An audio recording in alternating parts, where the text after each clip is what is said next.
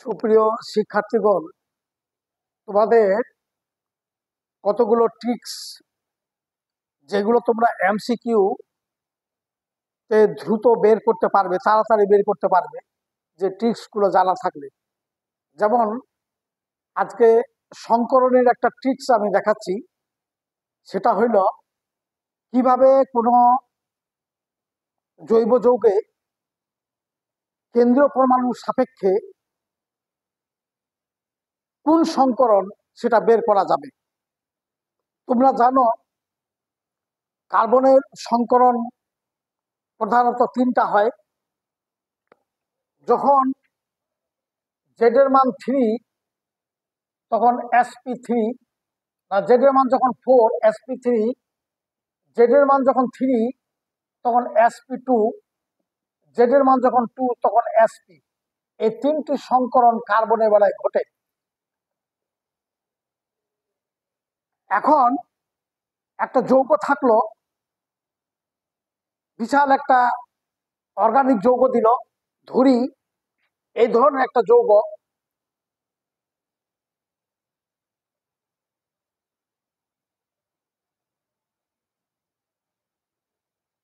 এই ধরনের একটা যৌগ দিচ্ছি,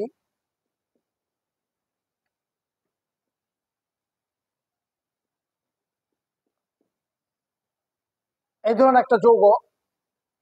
তো জেড এর মান বাহির করার জন্য দুটা জিনিস জানতে হবে। এই Z is equal to sigma বন্ধন যোগ LP, lone pair of electron.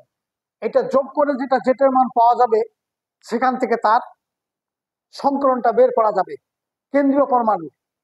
যেমন এখানে দেখো, এই কার্বনের সঙ্গে সিগমা বন্ধন, সিগমা বন্ধন, সিগমা বন্ধন, সিগমা বন্ধন, সিগমা বন্ধন, তাহলে সিগমা বন্ধন 4টা। তাহলে জেড এর মান এখানে 4, অতএব এখানে এর হলো sp3।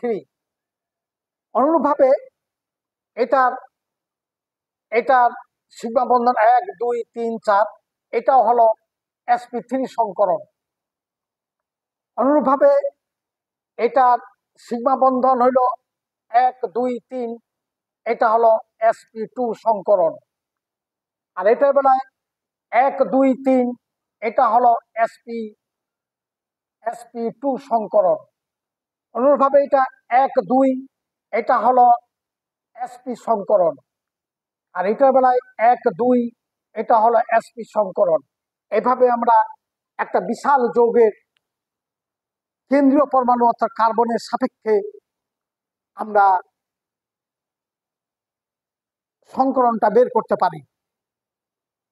এই সংকরণ জেড এর মান যখন 4 তখন পি 3টা একটা এস 4, যখন 3 দুটা পি একটা এস, যখন 2 তখন একটা এস এবং একটা পি।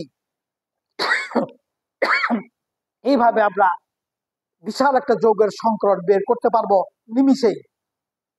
সেখানে সিগমা বন্ধন আর এলপি, অর্থাৎ এখানকার প্রত্যেকটার কোনো কার্বনের কোনো সংকরণ নেই। যেমন এটার অ্যালকেন, এর সংকরণ হবে sp3, কার্বন কার্বন দ্বিবন্ধন,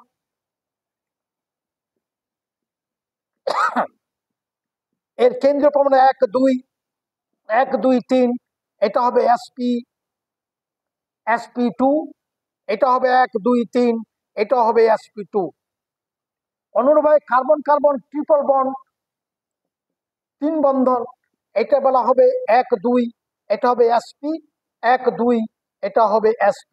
অর্থাৎ কার্বন কার্বন একক বন্ধনে বলা sp3, দ্বিবন্ধনে বলা sp2 এবং 3 বন্ধনে বলা sp সংকরণ।